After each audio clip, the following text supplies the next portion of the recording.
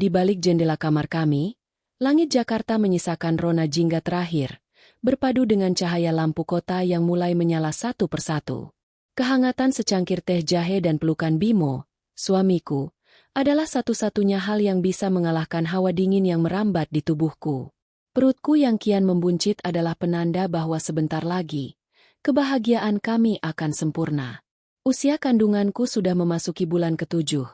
Dan setiap tendangan kecil dari calon buah hati kami adalah melodi paling indah yang pernah kudengar. Aku dan Bimo adalah sepasang kekasih yang nekat. Cinta kami tumbuh di bangku kuliah, berlanjut dalam lika-liku perjuangan membangun karir dari nol. Kami berasal dari latar belakang yang sangat berbeda. Aku, Anissa, tumbuh di keluarga sederhana yang mengedepankan kasih sayang dan kemandirian. Sementara Bimo, ia adalah putra tunggal dari keluarga terpandang yang kekayaannya sudah turun-temurun. Perbedaan inilah yang menjadi jurang tak terlihat. Sebuah jurang yang sejak awal sudah coba diisi oleh Bu Laksmi, ibu mertuaku, dengan kerikil-kerikil tajam. Sejak hari pertama Bimo mengenalkanku, Bu Laksmi sudah memasang wajah dingin. Tatapannya selalu menyelidik, seolah mencari-cari celah dari setiap gerak-gerikku.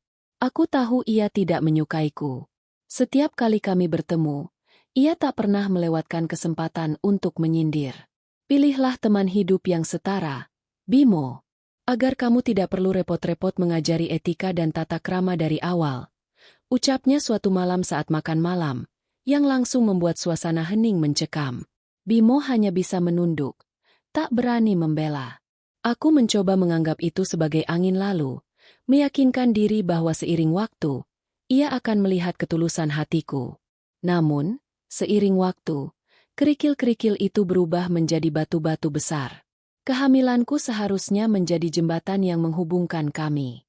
Aku berharap, dengan adanya cucu, hati Bu Laksmi akan melunak. Namun, harapan itu hanya hayalan. Saat kami mengumumkan berita bahagia itu, ia hanya mengangguk dingin. Jangan senang dulu. Ingat, mengandung itu mudah. Membesarkan yang sulit. Jangan sampai anakku nanti jadi pecundang seperti bapaknya yang tidak tahu diri. Sindirnya, menatap tajam ke arahku, seolah seluruh masalah yang ia hadapi adalah salahku. Bimo lagi-lagi bungkam. Kepasrahan Bimo inilah yang seringkali membuatku merasa sendirian di tengah keluarga baruku. Ia adalah pria yang baik, penyayang, dan mencintaiku, tetapi di hadapan ibunya, ia menjelma menjadi anak kecil yang tak berdaya. Pertengkaran hebat itu dimulai dari hal yang sangat sepele, atau setidaknya, aku mengira begitu. Pagi itu, aku sedang menyiapkan sarapan untuk Bimo. Bu Laksmi masuk ke dapur dengan wajah masam. Ia melihatku sedang memotong buah untuk membuat salad. Kenapa kamu tidak membuat sarapan yang layak? Roti panggang dan salad? Ini bukan sarapan untuk orang kaya. Anissa. Suaranya meninggi. Ini sarapan sehat. Bu, Bimo juga suka. Jawabku pelan, mencoba menahan emosi. Sehat? Apa itu sehat? Kamu itu cuma pemalas. Tidak bisa memasak makanan yang pantas untuk suami. Dulu, Ibu Bimo kalau sarapan harus ada nasi uduk, lauk pauk lengkap. Kamu cuma bisa bikin begini? Dasar menantu tidak tahu diri. Mata Bu Laksmi memerah. Ia sepertinya sudah menahan amarah sejak lama. Kata-kata itu begitu menusuk, melukai harga diriku. Aku meletakkan pisau, tanganku gemetar. Bu, saya sudah berusaha. Saya juga sedang hamil. Saya mohon pengertiannya. Hamil? Kamu pikir kehamilanmu itu tiket emas untuk bermalas-malasan? Kamu pikir dengan perut buncit itu, kamu bisa seenaknya hidup di sini? Dengar baik-baik. Anissa. Aku tahu tujuanmu menikah dengan anakku. Kamu pikir dengan menjebaknya, kamu bisa menguasai hartanya? Aku tidak sebodoh itu. Ucapan Bu Laksmi bagai pisau yang menghujam. Air mataku jatuh tanpa bisa kutahan. Aku tidak pernah, sedikit pun, berpikir tentang harta Bimo. Aku mencintainya tulus. Dari hati. Cukup, Bu. Bimo tiba-tiba masuk ke dapur. Ia baru saja selesai mandi. Wajahnya pucat mendengar pertengkaran kami. Anissa tidak seperti itu. Jangan menuduhnya sembarangan. Aku menatap Bimo, berharap ia akan membelaku. Namun, harapan itu pudar begitu melihat Bu Laksmi memalingkan muka, menatap anaknya dengan tatapan dingin dan menusuk. Bela saja terus istrimu yang tidak tahu diri ini. Bimo, kamu pikir ibu tidak tahu siapa Anissa sebenarnya? Dia anak miskin yang hanya mengincar hartamu. Dia menjebakmu dengan kehamilan ini. Sekarang, pilih, dia atau ibu. Bimo terdiam. Wajahnya yang semula berani kini kembali pias. Ia menatap ibunya, lalu menatapku. Matanya memancarkan ketakutan yang mendalam. Ia tidak bisa menjawab. Satu-satunya orang yang seharusnya menjadi pembelaku, kini tak bersuara. Aku merasa hancur. Bukan karena kata-kata Bu Laksmi, tetapi karena Bimo yang tak berdaya di hadapannya. Aku tidak sanggup lagi. Aku menarik napas dalam-dalam, mengusap air mata yang membasahi pipi. Tidak perlu memilih. Bimo, aku yang akan pergi. Aku pergi ke kamar, mengemas beberapa potong pakaian ke dalam sebuah tas kecil. Semua kenangan indah, semua rencana masa depan yang kami bangun, kini hancur lebur. Aku mengambil dompet dan ponsel, lalu kembali ke ruang tengah. Bimo berdiri di sana, menatapku dengan tatapan kosong. Anissa, kamu mau kemana? Suaranya bergetar. Aku akan pergi, jawabku singkat. Kemana saja, asalkan tidak di sini. Aku tidak bisa hidup dengan orang yang tidak menghargaiku. Bu Laksmi berdiri di dekat tangga, menyilangkan tangan di dada, senyum puas tersungging di bibirnya. Bagus kalau kamu tahu diri. Pergi sana. Aku tidak butuh menantu pembawa sial seperti kamu. Aku menatap Bu Laksmi. Mataku berkaca-kaca. Suatu hari, Bu, ibu akan tahu apa arti penyesalan yang sesungguhnya. Ibu akan menangis, merasakan penderitaan yang saya rasakan saat ini. Dan saat itu tiba, saya tidak akan ada di sini untuk melihatnya. Aku melangkah keluar dari rumah itu tanpa menoleh lagi. Punggung Bimo yang mematung di ambang pintu, dan senyum kemenangan Bu Laksmi yang menyakitkan, adalah gambaran terakhir yang kulihat. Malam itu, aku pergi membawa satu-satunya harta berharga yang kumiliki, buah hati kami yang masih bersembunyi di dalam perutku. Tangisan pilu itu, yang kurasa dari dasar jiwa, bukan hanya berasal dari air mata yang mengalir. Tangisan itu adalah getaran yang mengusik seluruh sel-sel di tubuhku, sebuah ratapan yang seolah merobek-robek setiap kenangan indah yang pernah kurajut. Di dalam perutku, calon buah hati kami seolah ikut merasakan pedih yang kurasakan, bergerak-gerak kecil, seakan-akan ingin memeluk ibunya. Malam itu, di dalam bus yang melaju membelah gelapnya jalanan, aku membiarkan diriku tenggelam dalam kesedihan. Aku tidak tahu harus kemana. Kotak kecil di tanganku hanya berisi uang seadanya. Sisa tabungan kami sebelum aku diusir. Aku memeluk perutku erat. Bisikan lirihku terdengar hanya untuknya. Jangan takut, sayang. Kita akan baik-baik saja. Aku memutuskan untuk pergi ke kota yang jauh, di mana tidak ada yang mengenal nama Bimo atau Bu Laksmi.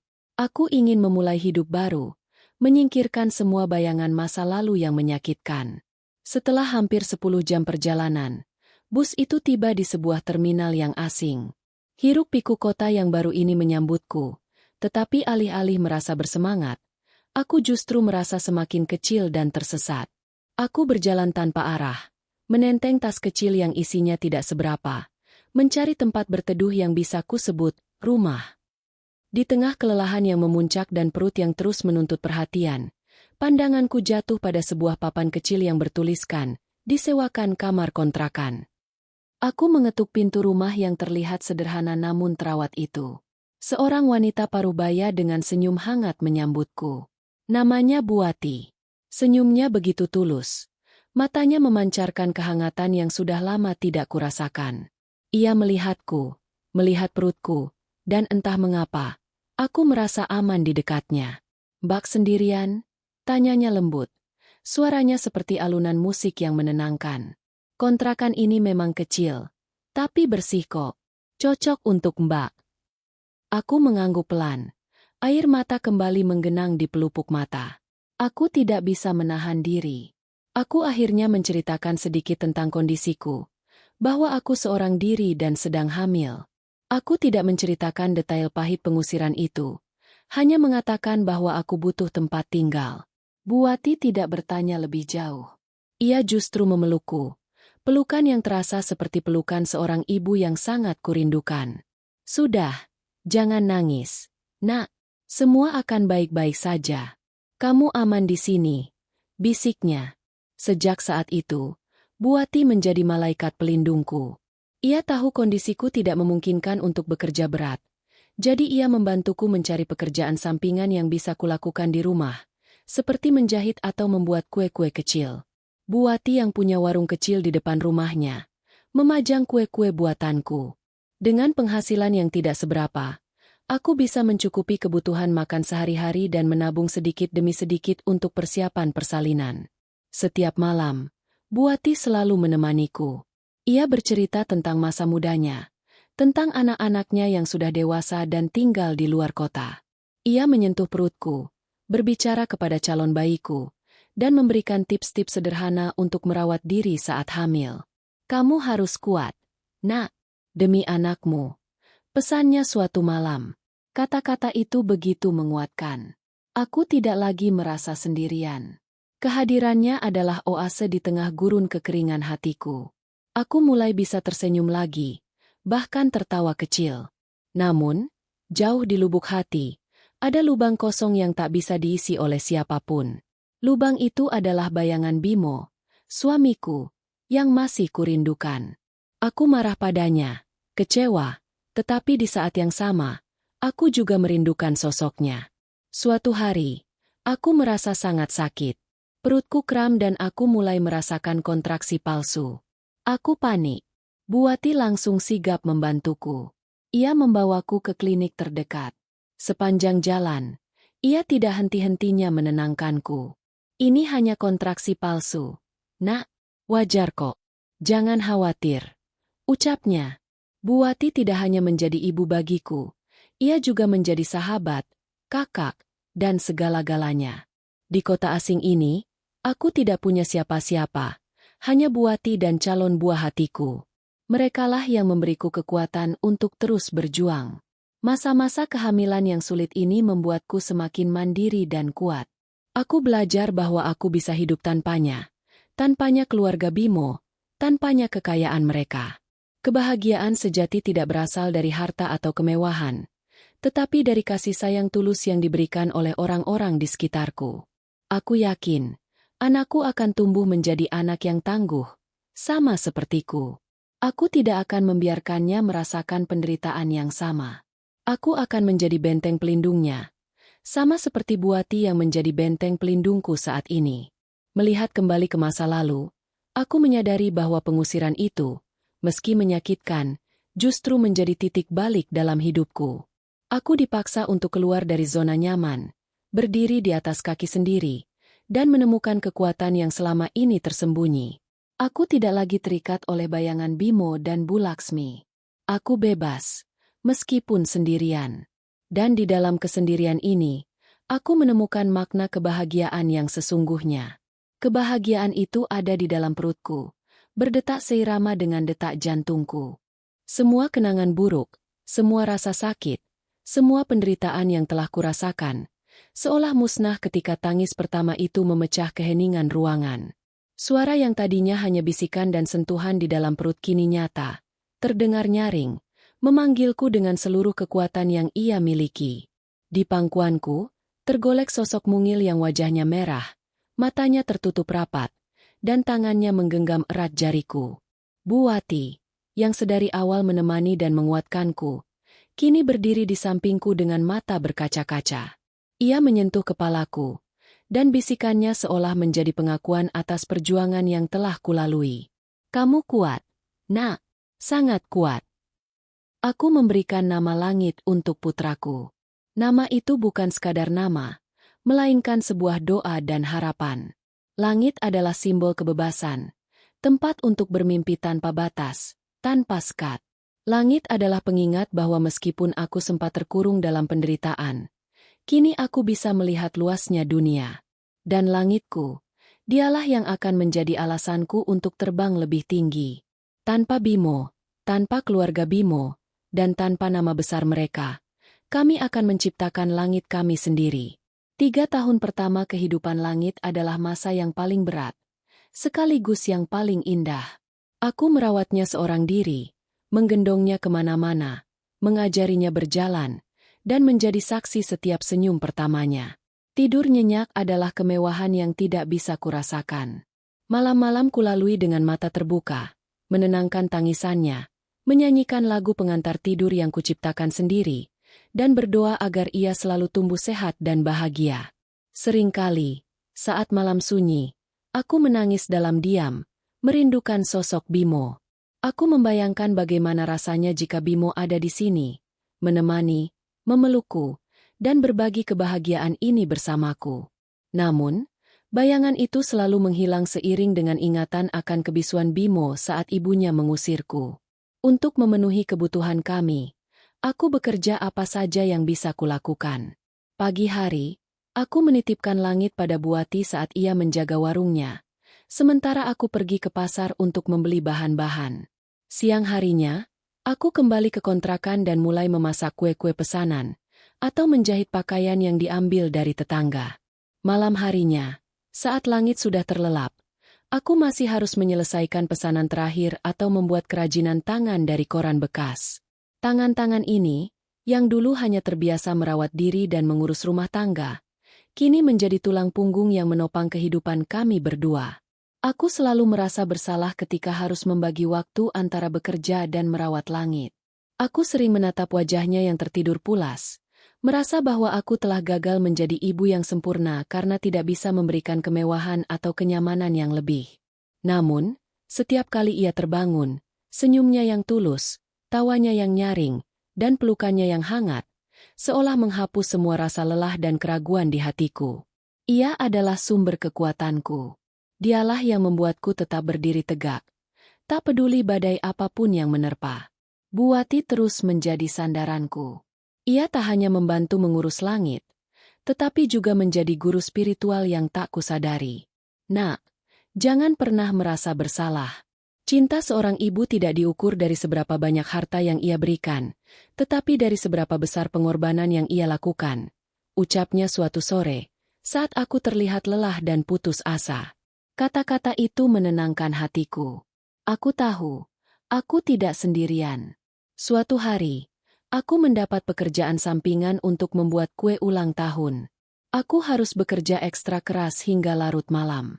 Langit, yang saat itu masih balita, terpaksa harus kubiarkan tertidur di atas sofa di sudut ruangan, hanya beralaskan selimut tipis. Di tengah malam, ia terbangun dan memanggilku. Ia menangis, merengek-rengek, memintaku untuk menemaninya. Aku menciumnya, memeluknya, dan menyanyikan lagu pengantar tidur. Lalu aku kembali ke meja kerjaku. Namun, ia kembali menangis.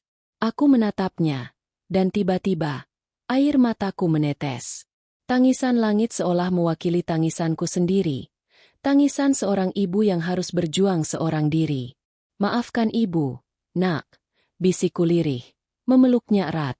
Ibu janji, ibu akan selalu ada di sisimu. Selamanya. Langit adalah segalanya bagiku.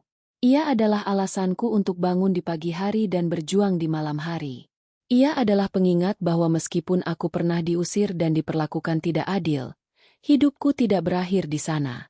Justru, dari abu penderitaan itu, sebuah kehidupan baru yang indah telah lahir. Aku tidak lagi merasakan kebencian pada Bu Laksmi, juga tidak lagi merindukan Bimo. Hatiku penuh dengan cinta untuk langit, dan itu sudah cukup. Aku telah menemukan kebahagiaan sejati, bukan dalam kemewahan, tetapi dalam tangisan, tawa, dan pelukan hangat seorang anak yang memanggilku, Ibu. Aku adalah Anissa, dan inilah cerita tentang bagaimana aku menjadi Anissa yang baru, yang lebih kuat, dan lebih berani. Sejak Anissa pergi, rumah besar itu terasa hampa, sepi. Ruangan yang dulu kerap diisi tawa Anissa kini membisu, hanya menyisakan gema dari pertengkaran terakhir. Bimo, yang biasanya pulang kerja dengan wajah ceria, kini selalu pulang dengan bahu yang lunglai dan mata yang kosong. Ia berjalan seperti mayat hidup, terperangkap dalam penyesalan yang ia ciptakan sendiri. Malam-malamnya dipenuhi dengan bayangan Anissa yang pergi membawa perut buncitnya, dan ia tidak bisa berbuat apa-apa. Kebisuan yang ia pilih saat itu, kini terasa seperti belenggu yang mengikatnya. Bu Laksmi, di sisi lain, menikmati kemenangan semu. Ia berhasil menyingkirkan menantu yang tidak ia sukai.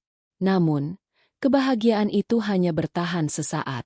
Bimo, putra satu-satunya yang ia banggakan, kini berubah total. Ia tidak lagi peduli dengan pekerjaan, tidak lagi peduli dengan makanannya, dan yang paling parah, ia tidak lagi peduli dengan ibunya. Bimo seolah menarik diri dari dunia, dan dunia Bu Laksmi adalah dunia Bimo. Ia merasa kehilangan. Ia mencoba berbicara dengan Bimo, tetapi Bimo hanya diam. Setiap kali Bu Laksmi mencoba menyinggung soal Anissa, Bimo selalu pergi, membuat Bu Laksmi merasa ditolak. Suatu malam, Bimo pulang dalam keadaan mabuk. Ini adalah pertama kalinya ia seperti ini. Bu Laksmi terkejut, merasa hancur melihat anak kebanggaannya jatuh sedalam ini. Bimo berjalan terhuyung-huyung, lalu duduk di sofa dengan pandangan kosong. Anissa, aku merindukanmu. Gumamnya lirih, air mata mengalir di pipinya. Bu Laksmi mendekat, mencoba memeluk putranya. Sudahlah, Bimo.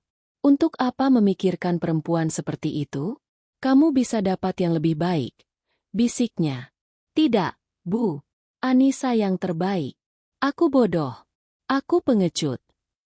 Bimo tiba-tiba berteriak, mendorong Bu Laksmi hingga terjatuh. Seharusnya aku tidak membiarkan Anissa pergi. Seharusnya aku melawan ibu. Anissa pergi karena ibu. Ibu yang menghancurkan hidupku. Bimo menangis terseduh-seduh. Tangisannya bukan tangisan seorang anak kecil, melainkan tangisan seorang pria yang patah hati. Bu Laksmi terdiam, duduk di lantai. Matanya menatap kosong pada putranya. Kata-kata Bimo menusuknya, membelah hatinya menjadi dua. Ia tidak pernah melihat Bimo sehancur ini. Baru saat itu, ia menyadari bahwa perbuatannya telah melukai anaknya sendiri. Ia telah menukar kebahagiaan putranya dengan kepuasan sesaat. Keesokan harinya, Bimo memutuskan untuk pergi. Ia memberanikan diri melawan ibunya. Aku akan mencari Anissa, ucapnya dengan suara mantap. Aku tidak akan kembali sampai aku menemukannya. Bu Laksmi mencoba menahan, tetapi Bimo tak bergeming. Ia sudah bertekad. Ia pergi dari rumah, meninggalkan ibunya seorang diri di rumah yang terasa semakin besar dan dingin. Bu Laksmi berjalan ke kamar Bimo, duduk di ranjangnya, dan menangis. Penyesalan itu mulai menyusup, merayap perlahan, dan akhirnya memenuhi seluruh ruang di hatinya. Ia merindukan Anissa. Bukan karena ia menyukai Anissa, tetapi karena ia merindukan Bimo yang bahagia. Bimo memulai perjalanannya. Ia pergi ke semua tempat yang mungkin Anissa kunjungi, ke rumah teman-teman Anissa, ke kantor lama Anissa, bahkan ke kampus mereka dulu. Namun, tidak ada yang tahu di mana Anissa berada. Semua orang mengatakan bahwa Anissa tiba-tiba menghilang tanpa jejak. Bimo putus asa. Ia terus mencari, setiap hari, setiap malam, tanpa lelah. Ia tidak peduli jika ia harus tidur di mobil atau makan seadanya. Yang ia inginkan hanyalah menemukan Anissa dan anak mereka. Sementara itu, Bu Laksmi yang kini benar-benar sendirian, mulai merasakan karma. Rumahnya sepi, tidak ada lagi suara tawa atau pertengkaran. Ia berjalan ke ruang makan, membayangkan Anissa yang sedang membuat salad. Ia pergi ke dapur, membayangkan Anissa yang sedang memasak. Ia pergi ke kamar, membayangkan Anissa yang sedang mengelus perutnya yang buncit. Semua bayangan itu menghantuinya. Ia tidak bisa tidur, tidak bisa makan. Ia mengalami depresi. Tubuhnya kurus, wajahnya pucat. Suatu hari, ia melihat foto pernikahan Bimo dan Anissa. Ia mengambil foto itu, membelai wajah Anissa, dan air matanya jatuh. Ia sadar, ia telah menjadi monster. Ia telah menghancurkan kebahagiaan putranya, dan ia telah mengusir calon cucunya. Ia kini mengerti apa arti penyesalan. Penyesalan itu adalah sebuah rasa sakit yang tidak bisa disembuhkan. Ia menangis, menangis, dan terus menangis, memohon ampun pada Anissa dan Tuhan. "Anissa, maafkan ibu. Ibu salah," bisiknya lirih, memeluk foto itu. Ia tidak tahu, di kota yang jauh, Anissa telah menemukan kebahagiaan barunya. Dan ia juga tidak tahu bahwa penyesalan yang ia rasakan saat ini hanyalah awal dari penderitaan yang lebih besar. Tahun-tahun berlalu, Anissa dan Langit kini hidup dalam kebahagiaan yang sederhana. Langit, yang kini berusia 5 tahun, tumbuh menjadi anak yang cerdas dan penuh kasih sayang. Ia adalah potret Anissa yang penuh semangat, namun juga mewarisi ketenangan dari Bimo, ayahnya yang tak pernah ia kenal.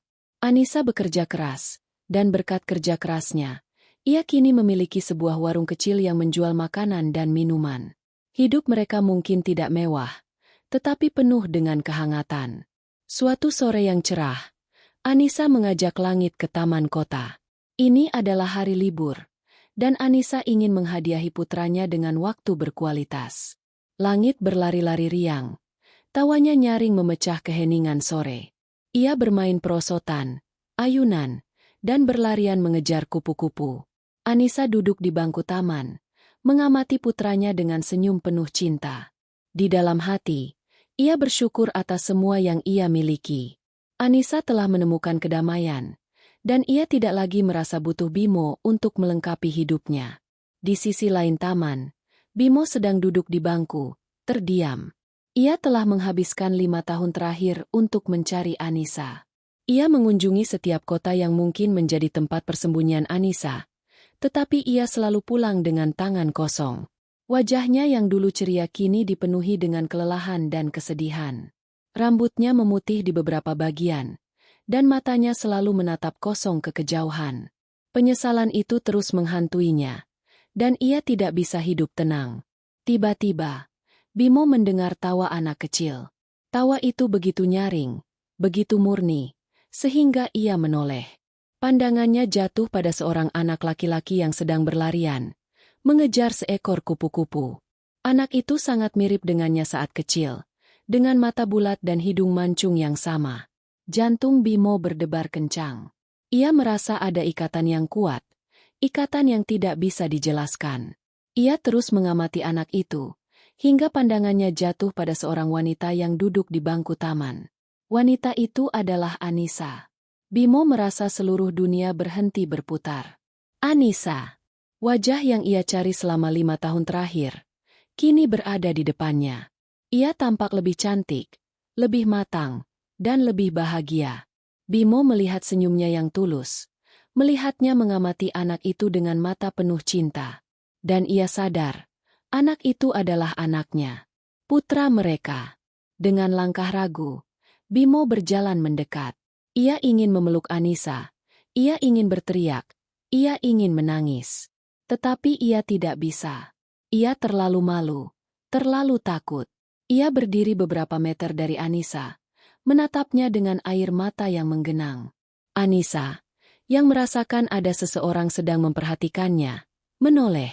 Matanya bertemu dengan mata Bimo. Dunia Anissa seolah runtuh. Ia tidak pernah berpikir akan bertemu Bimo lagi, apalagi di tempat seperti ini. Wajah Bimo yang dipenuhi penyesalan, tatapannya yang penuh kerinduan, membuat hati Anissa bergetar. Ia ingin marah, ia ingin berteriak, tetapi ia hanya bisa diam. Langit, yang melihat ayahnya, berlari ke arahnya. Om, main sama aku yuk, ucapnya dengan riang. Bimo terkejut. Ia menunduk, menatap wajah putranya yang tidak pernah ia lihat. Air mata Bimo jatuh membasahi pipinya. Ia memeluk Langit, memeluknya dengan erat, seolah tak ingin melepaskannya lagi. Anissa berdiri, berjalan mendekat. Ia menarik Langit dari pelukan Bimo. Bimo, suaranya bergetar. Apa yang kamu lakukan di sini? Anissa, aku mencarimu. Selama ini, aku mencarimu, bisik Bimo. Aku tahu aku salah. Aku pengecut. Aku ingin kamu pulang. Aku ingin kita kembali seperti dulu. Anissa menggeleng. Aku tidak bisa. Aku sudah bahagia di sini. Aku tidak butuh kamu lagi. Tiba-tiba, ponsel Bimo berdering. Anissa melihat nama yang tertera di layar. Ibu. Bimo menolak panggilan itu, tetapi sudah terlambat. Anissa tahu, ibunya Bimo pasti juga terlibat dalam pencarian ini. Anissa tidak akan pernah kembali ke tempat di mana ia diperlakukan seperti itu. Malam harinya, Bimo mencoba menghubungi Anissa. Anissa, tolong. Ibu sangat menyesal. Dia ingin bertemu dengan langit. Ucap Bimo. Anissa hanya diam, tidak menjawab. Bimo terus mencoba, mengirim pesan, menelepon, tetapi Anissa selalu menolaknya. Anissa tidak akan kembali. Ia sudah punya kehidupan baru, dan kehidupan itu tidak ada Bimo dan ibunya. Bu Laksmi yang tahu, kembali menangis. Ia tahu, ia telah kehilangan cucunya, dan itu adalah hukuman yang setimpal untuknya.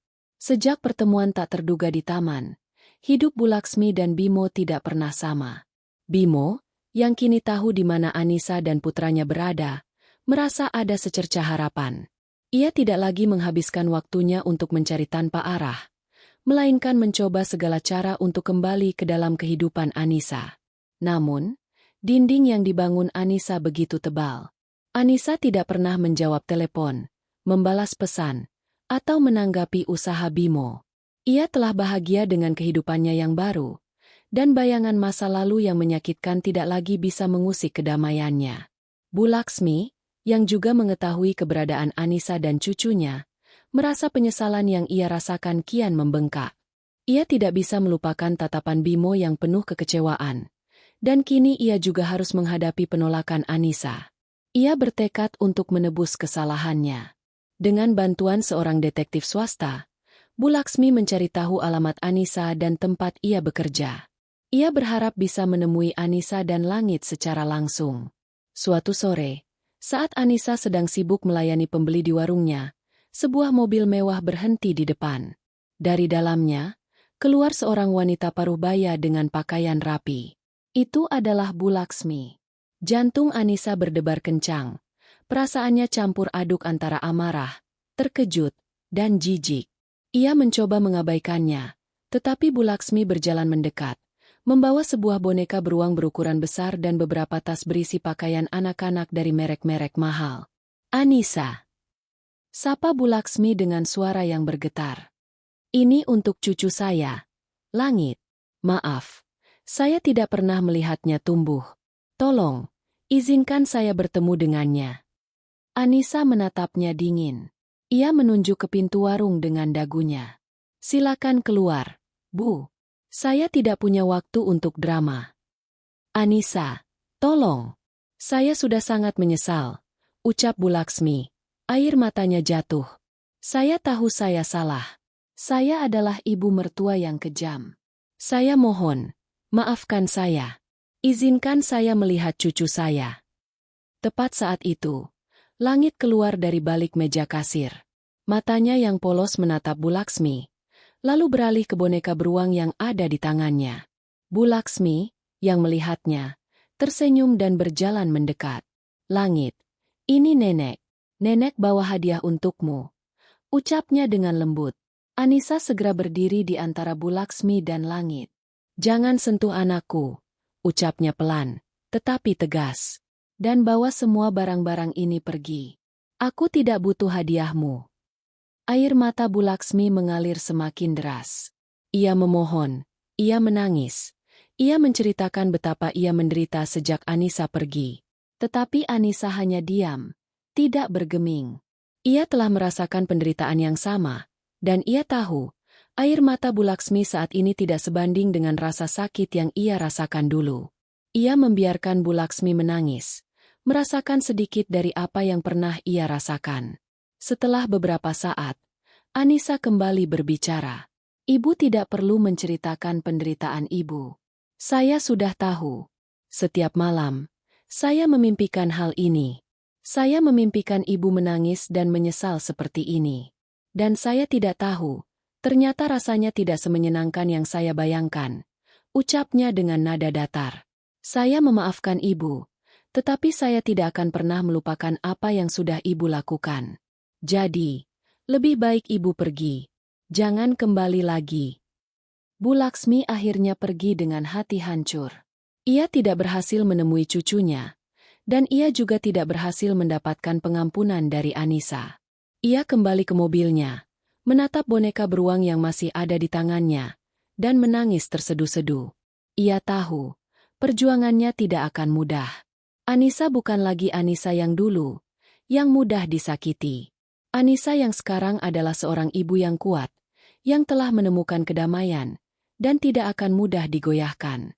Ia tahu, ia harus berjuang lebih keras lagi untuk mendapatkan kembali hati Anissa dan cucunya. Namun, ia tidak tahu bahwa semua ini adalah bagian dari rencana Anissa.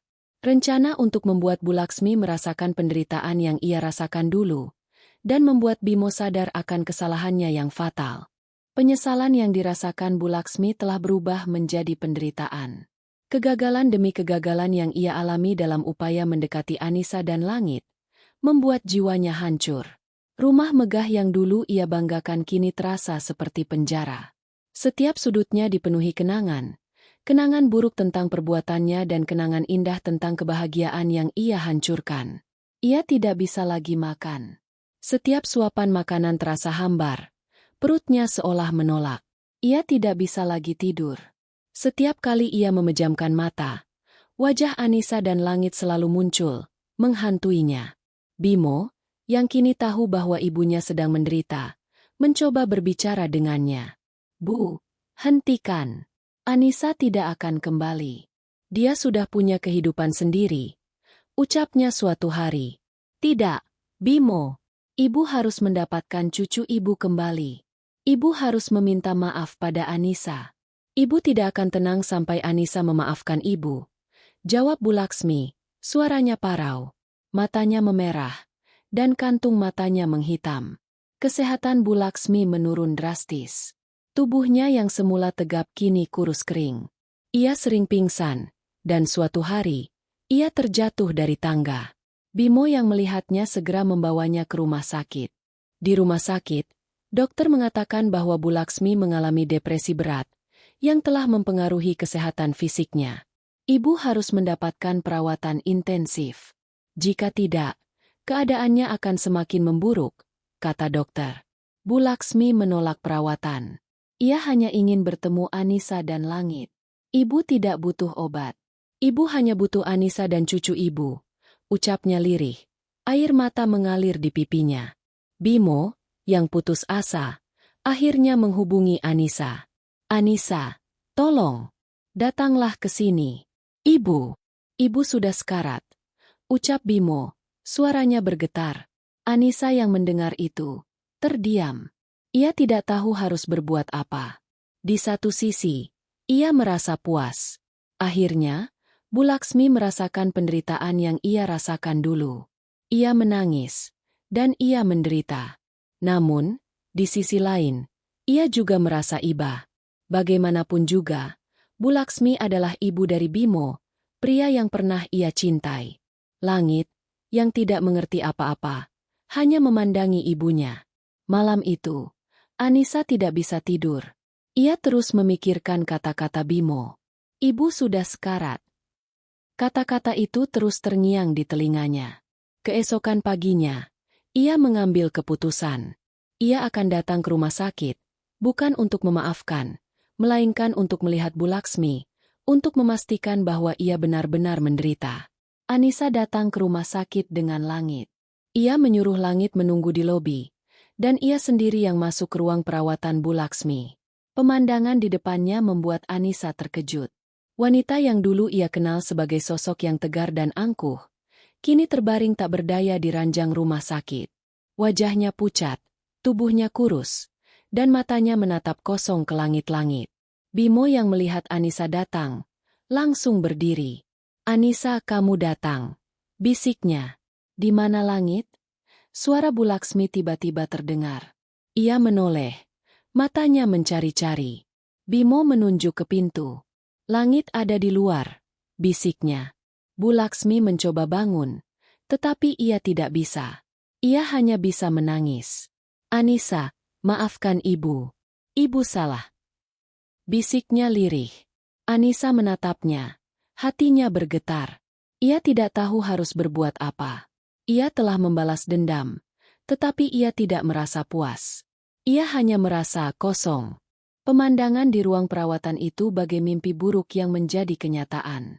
Anissa berdiri membeku, menatap Bu Laksmi yang terbaring tak berdaya.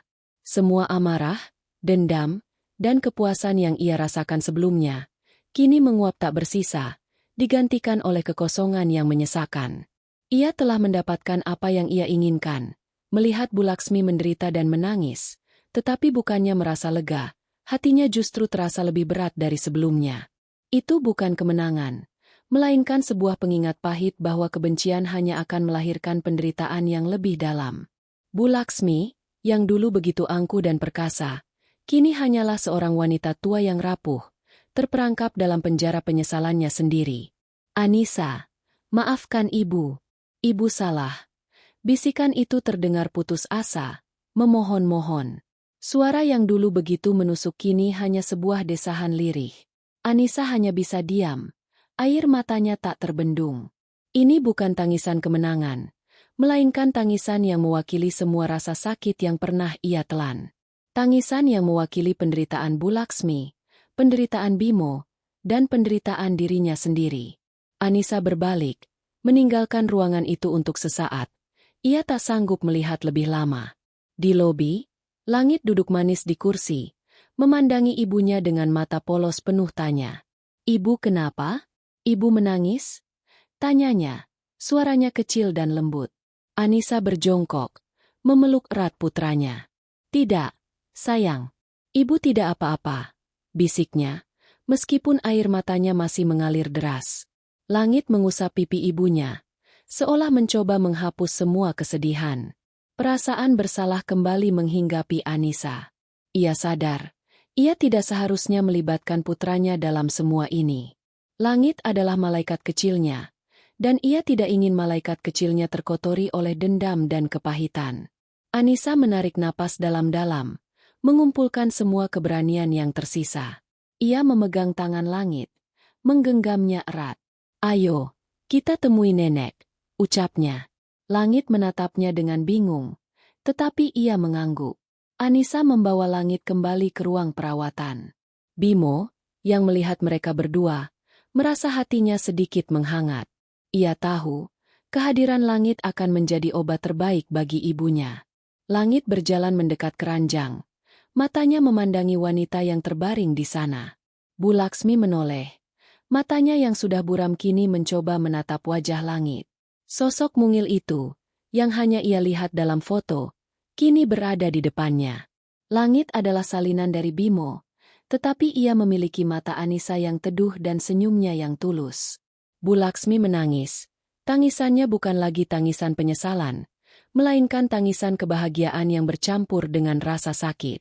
Ia mengulurkan tangan, mencoba menyentuh Langit. Nenek, kenapa menangis? Tanya Langit. Suaranya polos. Ia tidak takut, hanya merasa iba. Bu Laksmi menggeleng. Tangannya menyentuh pipi Langit yang lembut. Nenek bahagia, sayang. Nenek bahagia karena bisa melihatmu. Bisiknya lirih. Langit, yang tidak mengerti arti tangisan itu, justru memeluk neneknya. Jangan nangis, nenek, bisiknya. Pemandangan itu bagai petir yang menyambar Anissa. Ia melihat Bu Laksmi yang menderita, ia melihat Bimo yang dipenuhi penyesalan, dan ia melihat Langit yang begitu tulus. Hatinya luluh. Semua dendam yang ia simpan selama ini, kini terasa tak berarti. Anissa sadar, ia tidak ingin Langit tumbuh dengan kebencian. Ia tidak ingin Langit melihat ibunya sebagai sosok yang penuh dendam. Ia ingin Langit tumbuh menjadi anak yang penuh kasih sayang, yang bisa memaafkan. Ibu, tolong maafkan nenek, bisik Langit, menoleh ke arah ibunya. Anissa terdiam. Permintaan itu begitu sederhana, begitu tulus, namun begitu sulit untuk ia penuhi. Ia menatap Bimo, yang juga menatapnya dengan mata penuh harap. Bimo seolah memohon, memohon agar Anissa bisa mengakhiri penderitaan ini. Ia kembali menatap Bu Laksmi, yang masih menangis sambil memeluk langit. Di sana, di antara air mata, penyesalan, dan kasih sayang yang tulus dari seorang anak, Anissa berada di persimpangan. Satu jalan adalah memaafkan, mengakhiri semua penderitaan, dan memulai hidup baru. Jalan lain adalah tetap pada pendiriannya, membiarkan Bu Laksmi menderita, dan membawa dendam itu hingga akhir hayatnya. Pilihan yang sulit. Namun, ia tahu, pilihannya akan menentukan tidak hanya masa depannya, tetapi juga masa depan Langit, putranya yang paling ia cintai. Anissa mengambil napas dalam-dalam, menatap Bimo dan Bu Laksmi, dan akhirnya ia tahu, ia harus mengambil keputusan. Anissa menarik napas dalam-dalam, menatap Bimo yang berdiri di sisi lain ranjang, lalu matanya kembali tertuju pada Bu Laksmi yang masih memeluk langit. Keputusan yang harus ia ambil begitu berat, tetapi ia tahu, ia tidak bisa lagi membiarkan kebencian menguasai hidupnya. Ia tidak ingin langit tumbuh menjadi saksi dari dendam yang tak berujung. Langit, dengan kepolosannya, telah menunjukkan kepadanya jalan yang benar, jalan yang penuh kasih sayang dan pengampunan. Luka di hatinya memang belum sembuh, tetapi ia tahu, membiarkan luka itu terus membusuk hanya akan meracuni dirinya sendiri. Anissa berjalan mendekat, mengambil tangan Langit dari pelukan Bu Laksmi. Ia memandang wajah ibunya Bimo yang dipenuhi linangan air mata. "Bu," ucapnya pelan, suaranya bergetar. "Saya memaafkan ibu." Ruangan itu hening.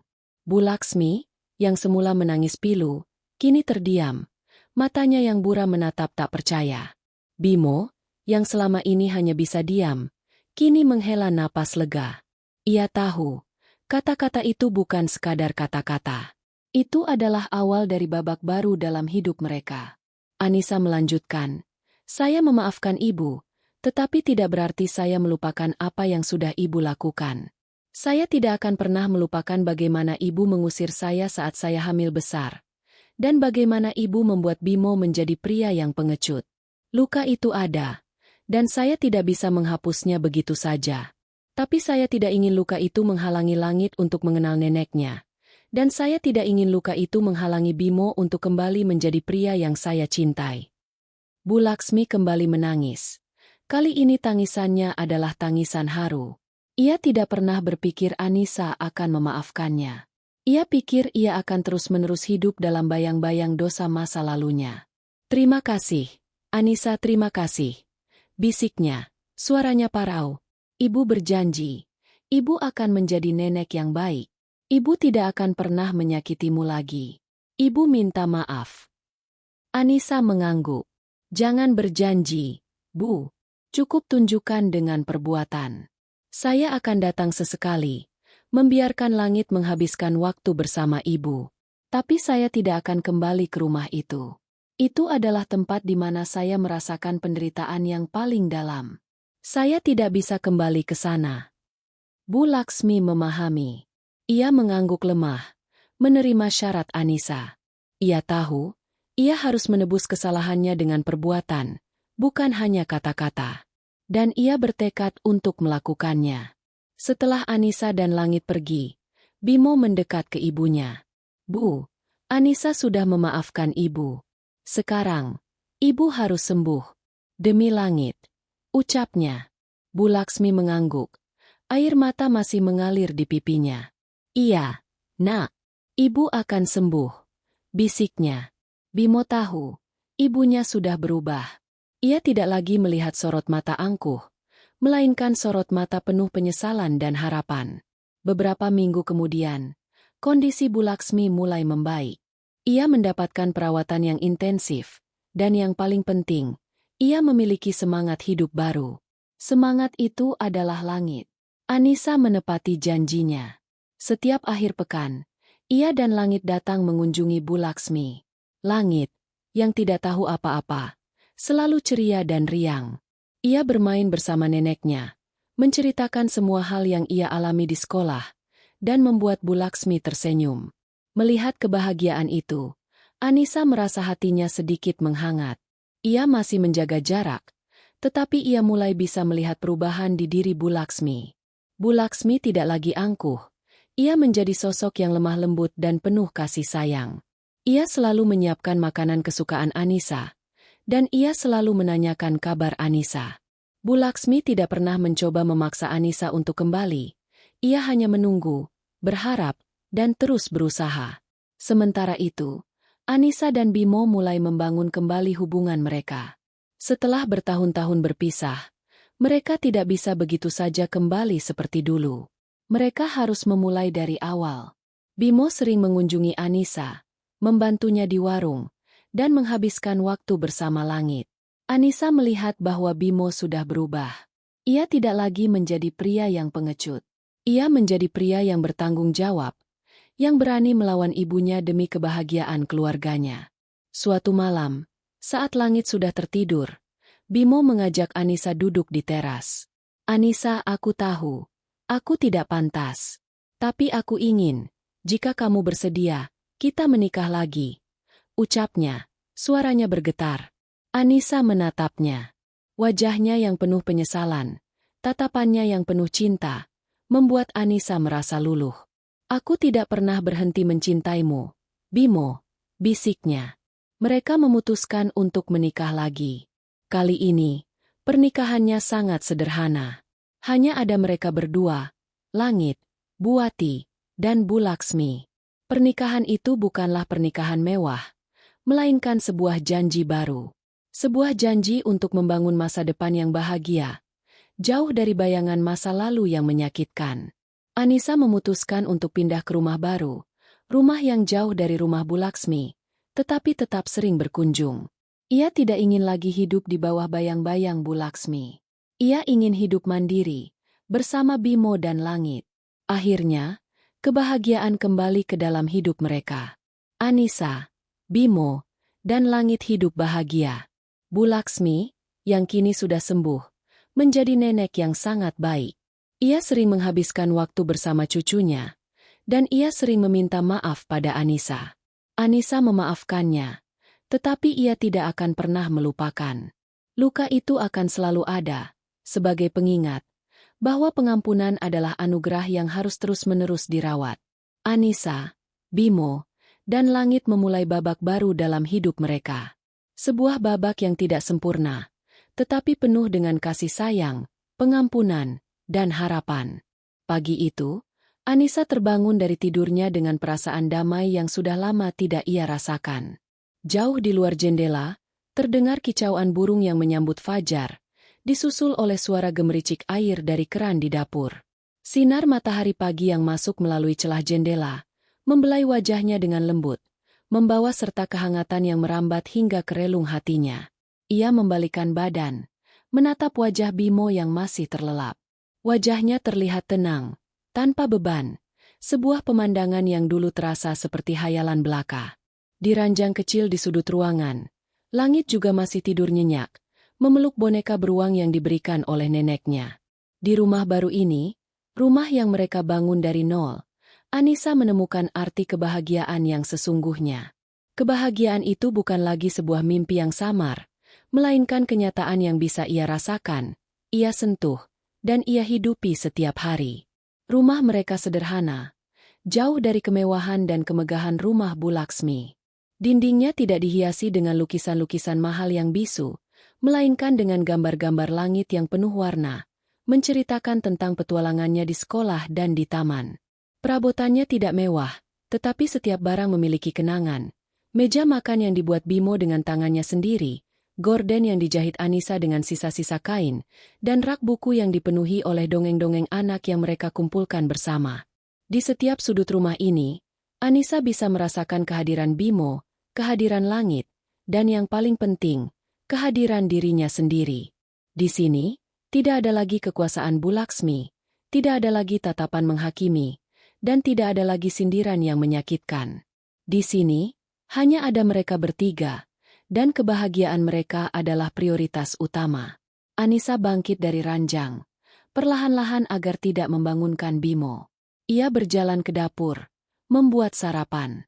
Ia memasak nasi goreng, makanan kesukaan langit, dengan aroma yang memenuhi seluruh ruangan. Suara wajan yang beradu dengan spatula, Suara tetesan minyak yang menggoreng bumbu, dan aroma rempah-rempah yang meruap, adalah melodi yang paling indah yang pernah ia dengar. Di tengah kesibukannya, sebuah pelukan hangat terasa dari belakang. Bimo, yang sudah bangun, datang ke dapur dan memeluknya erat. "Kamu bahagia, sayang?" bisiknya. Suaranya serak khas orang bangun tidur. Anissa tersenyum, menyandarkan kepalanya di dada Bimo. "Sangat bahagia. Terima kasih, Bimo. Kamu sudah kembali," jawabnya. Bimo mengecup pipinya, lalu berbisik. "Aku tidak pernah pergi. Aku hanya tersesat, terjebak dalam kebodohan dan ketakutanku. Dan kamu yang membawaku kembali. Kamu dan langit adalah kompas hidupku." Kata-kata itu begitu tulus, membuat hati Anissa menghangat. Ia tahu, Bimo yang sekarang adalah pria yang dulu ia cintai, pria yang berani dan bertanggung jawab. Ia tidak lagi menjadi bayangan ibunya, melainkan menjadi dirinya sendiri, seorang suami dan ayah yang baik. Setelah sarapan, Bimo dan Langit pergi bermain di halaman. Mereka bermain bola, tertawa riang, dan menghabiskan waktu bersama. Langit, yang selama ini hanya melihat ayahnya dari kejauhan, kini bisa merasakan sentuhan hangat dan pelukan erat. Ia tidak lagi merasa ada bagian yang hilang dalam hidupnya. Bimo mengajarkannya cara menendang bola, cara melempar bola, dan cara menang jika kalah. Bimo tidak hanya menjadi ayahnya, tetapi juga sahabatnya. Anissa mengamati mereka dari jendela, hatinya penuh. Ia tidak pernah berpikir ia bisa mendapatkan kembali kebahagiaan ini. Ia pernah berpikir, ia akan hidup selamanya sebagai seorang ibu tunggal, berjuang seorang diri. Tetapi ternyata, takdir berkata lain. Pengampunannya, meski menyakitkan, telah membuka jalan untuk kebahagiaan yang tak terduga. Setiap akhir pekan, seperti ritual yang tak bisa diubah, mereka selalu mengunjungi Bu Laksmi. Bu Laksmi, yang kini sudah sembuh total, selalu menyambut mereka dengan senyum hangat di ambang pintu. Ia menyiapkan berbagai macam makanan kesukaan Langit, dan ia selalu mengajak Langit ke taman bermain. Bu Laksmi tidak lagi menjadi sosok yang angkuh dan dingin, melainkan sosok yang lemah lembut dan penuh kasih sayang. Ia sering memandangi Langit, dan matanya selalu berkaca-kaca. Ia sering meminta maaf pada Anissa, dan Anissa selalu mengangguk. Ia memaafkannya, tetapi ia tidak akan pernah melupakan. Luka itu akan selalu ada, sebagai pengingat, bahwa pengampunan adalah anugerah yang harus terus-menerus dirawat. Suatu hari, Bu Laksmi mengajak Anissa berbicara empat mata, di ruang kerja Bimo yang sekarang kosong. Ruangan itu dulunya adalah tempat favorit Bu Laksmi, tempat ia mengendalikan semua urusan keluarga. "Anissa," ucapnya, matanya berkaca-kaca. "Ibu ingin meminta maaf lagi. Ibu tahu, kata-kata saja tidak cukup. Tapi ibu tidak akan pernah bisa melupakan apa yang sudah ibu lakukan padamu. Ibu tahu, ibu sudah sangat jahat. Ibu menuduhmu, ibu mengusirmu, dan ibu membuat Bimo menderita. Ibu mohon, izinkan ibu menjadi nenek yang baik untuk Langit. Ibu ingin menebus semua kesalahan ibu." Anissa menatapnya, dan ia melihat ketulusan yang mendalam di mata Bu Laksmi. "Ibu sudah menjadi nenek yang baik untuk Langit," ucap Anissa. "Langit sangat menyayangi ibu. Anak kecil tidak pernah berbohong tentang perasaannya. Dan ia mencintai ibu apa adanya." Bu Laksmi menangis. Tangisannya bukan tangisan kesedihan, melainkan tangisan kebahagiaan. Ia akhirnya merasa diterima kembali, meskipun tidak sepenuhnya. Ia tahu, ia tidak bisa mengembalikan waktu, tetapi ia bisa memperbaiki masa depan. Ia sadar, ia tidak bisa menghapus luka di hati Anissa, tetapi ia bisa memastikan tidak ada lagi luka yang ditimbulkan. Kisah ini tidak berakhir dengan Bu Laksmi yang sepenuhnya menderita. Ia memang pernah menderita, tetapi penderitaan itu adalah harga yang harus ia bayar. Anissa tidak ingin Bu Laksmi terus-menerus menderita. Ia hanya ingin Bu Laksmi menyadari kesalahannya, dan ia sudah berhasil. Ia telah membalas dendamnya, tetapi bukan dengan kebencian, melainkan dengan pengampunan.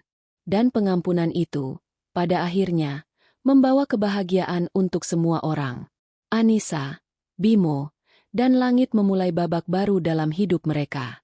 Sebuah babak yang tidak sempurna, tetapi penuh dengan kasih sayang, pengampunan, dan harapan. Anissa telah menjadi wanita yang lebih kuat, Bimo telah menjadi pria yang lebih bertanggung jawab, dan Bu Laksmi telah menjadi nenek yang lebih baik.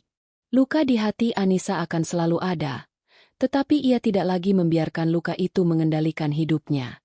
Luka itu adalah bagian dari dirinya, bagian dari sejarahnya, dan ia menerimanya. Ia tahu, dari luka itu, ia telah belajar untuk menjadi pribadi yang lebih baik, lebih kuat, dan lebih bijaksana. Ia tidak lagi membiarkan orang lain mengatur hidupnya. Ia adalah Anissa, dan ini adalah kisah tentang bagaimana ia menemukan kebahagiaannya sendiri. Suatu malam, saat langit sudah tertidur lelap, Anissa duduk di teras, memandangi bintang. Angin malam berhembus, menerpa wajahnya. Ia menutup mata, membiarkan kenangan itu datang. Kenangan tentang malam saat ia diusir, kenangan tentang hari-hari sulitnya, dan kenangan tentang kebahagiaan yang ia temukan. Bimo duduk di sampingnya, memegang tangannya. "Aku sangat beruntung memilikimu," ucap Bimo lirih. "Kamu mengajari aku arti pengampunan, arti kekuatan, dan arti cinta yang sesungguhnya.